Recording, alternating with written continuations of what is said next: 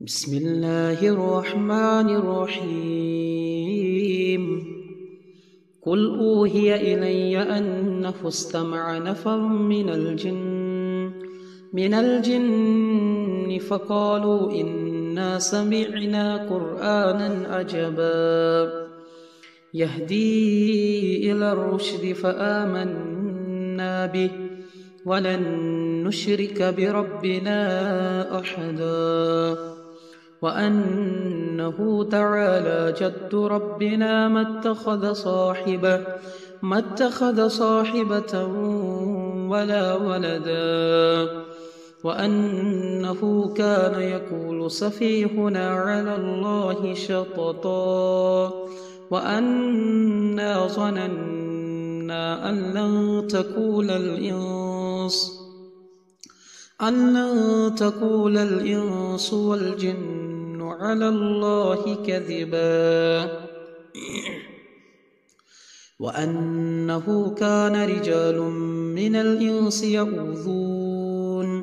يعوذون برجال من الجن فزادوهم رهقا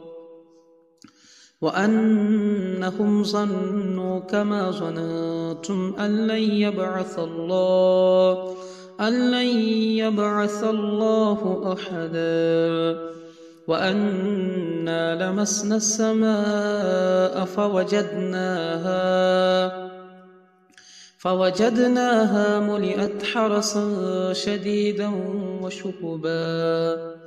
وأنا كنا نقعد منها مقاعد للسمع فمن يستمع الآن يجد له شهابا رصدا وأنا لا ندري أشر أريد بمن في الأرض أم أراد بهم ربهم رشدا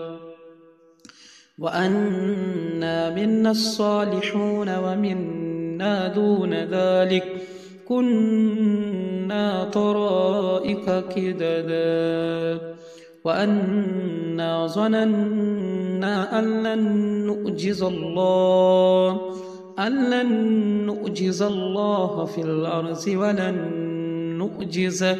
ولن نعجزه هربا وأنا لما سمعنا الهدى آمنا به فمن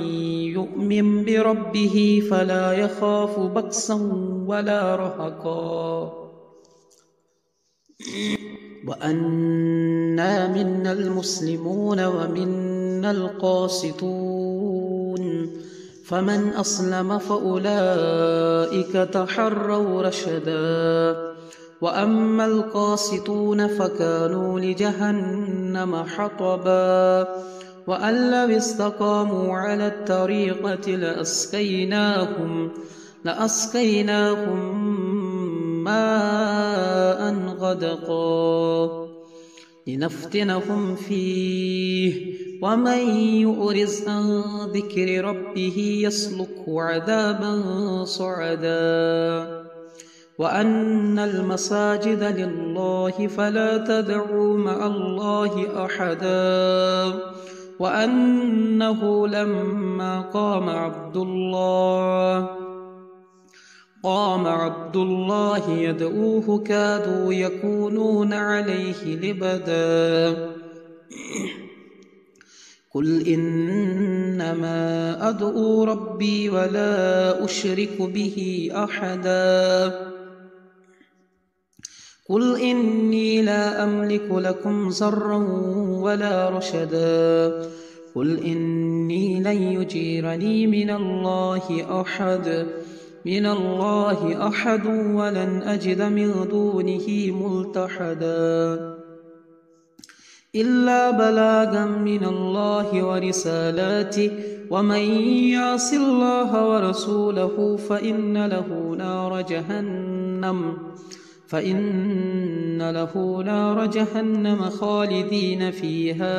أبدا حتى إذا رأوا ما يوعدون حتى إذا رأوا ما يوعدون فسيعلمون من أضعف ناصرا وأقل عددا. قل إن أدري أقريب ما توعدون أم يجعل له ربي أمدا. عالم الغيب فلا يظهر على غيبه أحدا إلا من ارتضى من رسول فإنه يسلك من بين يديه ومن خلفه رصدا ليعلم أن قد أبلغوا رسالات ربهم